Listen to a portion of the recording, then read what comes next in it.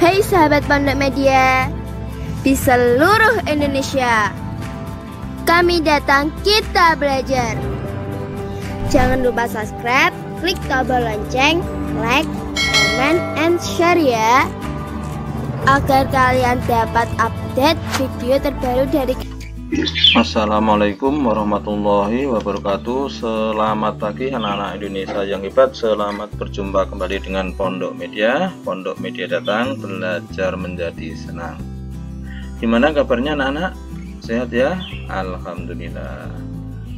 Baiklah anak-anak, sebelum kita masuk ke materi pembelajaran, kita berdoa terlebih dahulu agar dalam pembelajaran nanti bisa berjalan dengan lancar dan mendapatkan ilmu yang bermanfaat. Berdoa menurut agama dan kepercayaannya masing-masing dipersilakan. Amin. Anak-anak, kali ini kita akan belajar matematika kelas 5, masuk pada bab pengumpulan dan penyajian data bagian yang pertama, yaitu tentang mengenal data. Baik anak-anak, kita langsung ke materinya. Data diri. Nah, setiap orang itu punya data diri tentang nama, tinggi, berat badan, golongan darah, ukuran sepatu, dan masih banyak lagi. Nah, ini namanya data diri. Mari kita mengenal lebih banyak lagi, lebih dalam lagi tentang data. Baik. Menurut Kamus Besar Bahasa Indonesia KBBI, data adalah keterangan yang benar dan nyata. Data adalah sesuatu yang belum mempunyai arti bagi penerimanya dan masih memerlukan adanya suatu pengolahan. Itu nanti adanya pengolahan data. Ini bisa berwujud ditambah dengan gambar, suara, huruf, angka, dan lain sebagainya. Ya. Yang nanti akan menjadi sebuah informasi. Ya, informasi merupakan satu hasil pengolahan dari sebuah model formasi dan organisasi. Informasi dapat juga digunakan untuk menambah pengetahuan bagi penerimanya. Nah, informasi sendiri itu disebut sebagai hasil dari pengolahan atau pemrosesan data, sehingga kita bisa membaca data itu lebih paham. Baik anak-anak, kita lanjutkan. Nah, ini contoh data ya. Benny dan kawan-kawan ditugaskan Pak Guru untuk menimbang berat badan dan mengukur tinggi badan serta mencatatnya. Nah, ini ya, kawan-kawan Benny ada yang mengukur tinggi badan, ada yang mengukur berat badan, sehingga didapatkan hasilnya seperti ini ya anak-anak ya. Siti tinggi badannya 130, berat badannya 40 kg. Dayu tinggi badannya 138 cm dan berat badannya 42 kg. Demikian seterusnya ya. Nah, data ini diambil secara langsung dari pengamatan ya. Maka ini dinamakan data primer. Apa anak-anak? Data primer yaitu data yang diperoleh secara langsung ya. Nah, ini namanya data primer. Selain ada data primer, nanti ada data sekunder. Apa data sekunder? Nah, kita lihat di sini ya. Benny ingin memperoleh data golongan darah teman-temannya. Ia tidak mungkin memeriksa sendiri golongan darah teman-temannya, kan tidak bisa ya kalau tidak ahlinya orang kesehatan ya. Data golongan darah semua siswa didapatkan dari buku catatan di ruang usaha kesehatan sekolah atau UKS. Benny datang ke ruang UKS untuk mencatat data golongan darah teman-temannya, maka diperoleh ini ya. Ini datanya. Siti golongan darahnya O, Dayu golongan darahnya B, Benny golongan darahnya O, Edo golongan darahnya A, Lani golongan darahnya AB. Ini hasil dari pengamatan Denny tapi tidak langsung. Nah, itu namanya data sekunder. Data yang diperoleh secara tidak langsung dinamakan data sekunder. Baik, kita lanjutkan anak-anak. Nah, ini ada metode pengumpulan data. Nah, metode pengumpulan data itu ada macam-macam ya. Ada angket, wawancara, pengamatan, tes, dokumentasi dan sebagainya. Nah, ini akan kita terangkan. Kita akan lihat beberapa metode pengumpulan data, tidak semuanya ya anak-anak. Nah, yang pertama adalah tes ya. Ini informasi perkembangan belajar siswa dilihat dari nilai ulangan. Biasanya Bapak atau Ibu guru melakukan tes atau ulangan. Hasil ulangan diperoleh data perkembangan belajar siswa. Berikut adalah contoh data nilai ulangan PPKN yang diperoleh kelas 5 SD Nusantara 1. Nah, ini contoh datanya seperti ini. Ini adalah pengambilan data secara tes. Kemudian yang kedua anak-anak, pengambilan data secara bertanya langsung.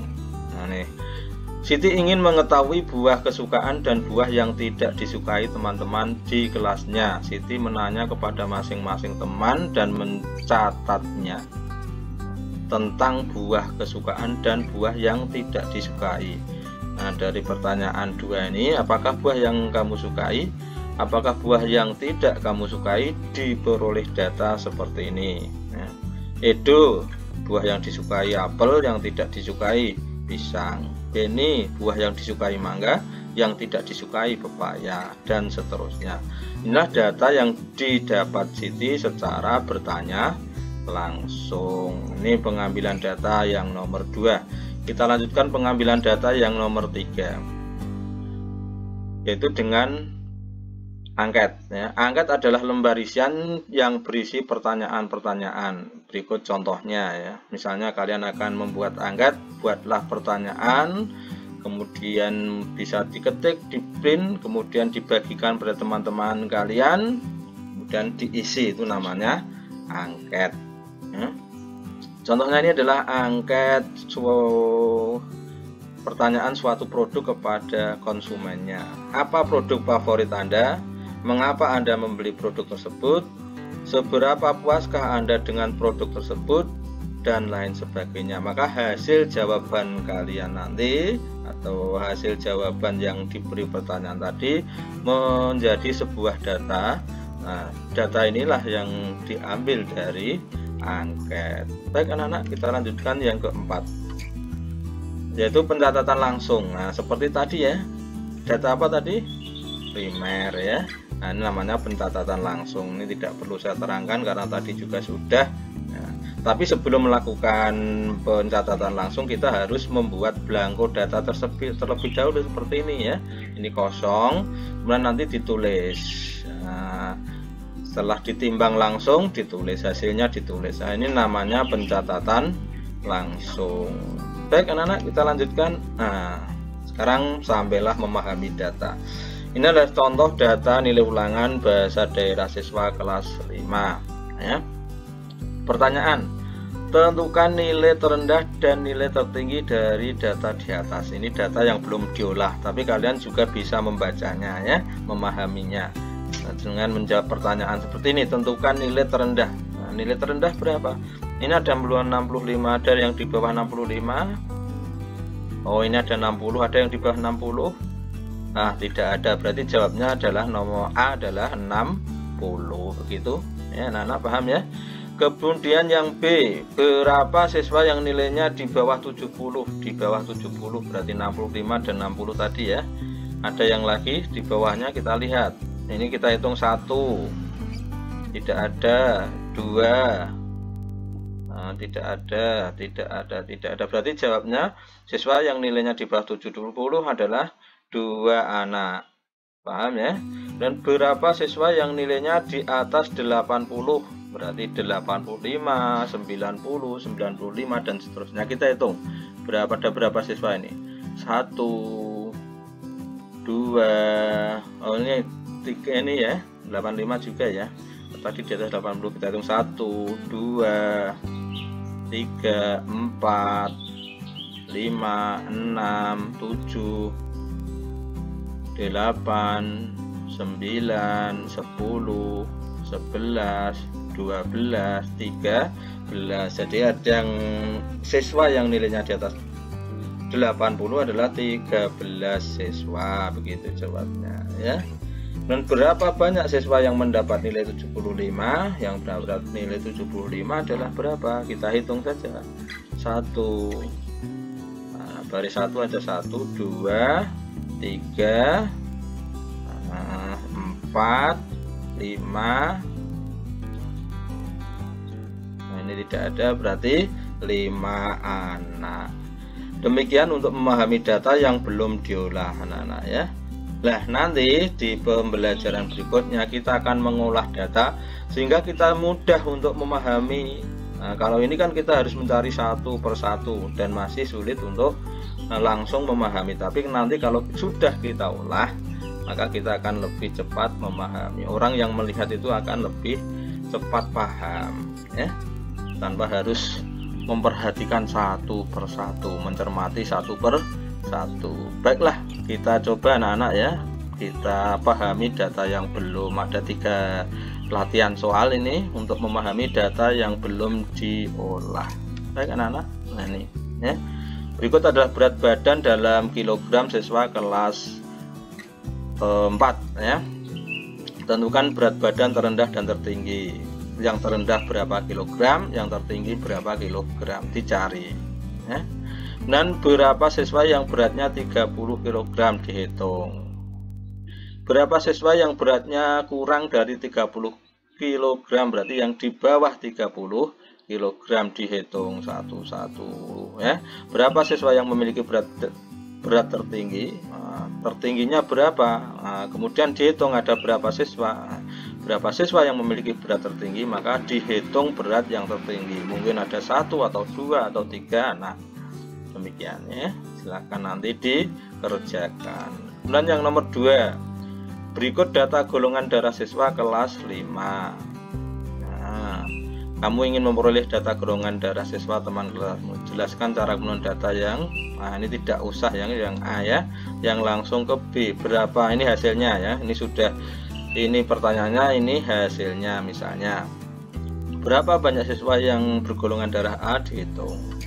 Berapa banyak siswa yang bergolongan darah B, dihitung ya, sampai E. Silahkan dikerjakan B sampai E, yang A tidak perlu.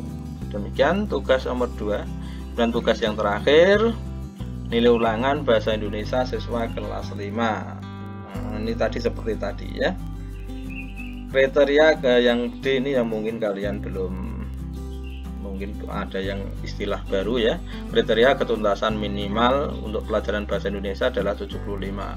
Nah, berarti yang 75 lulus, ke atas, yang 75 ke atas lulus. Berapakah siswa yang tidak tuntas? Berarti yang di bawah 75.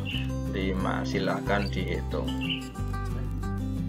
Gitu anak-anak, paham ya? Oke, demikian untuk pertemuan kali ini. Kita sambung di pertemuan mendatang. Terima kasih. Silahkan yang belum subscribe, silahkan subscribe karena subscribe itu gratis. Terima kasih. Saya cukupkan sekian. Mohon maaf jika ada kesalahan kekurangan. Billahi taufik wal hidayah. Wassalamualaikum warahmatullahi wabarakatuh.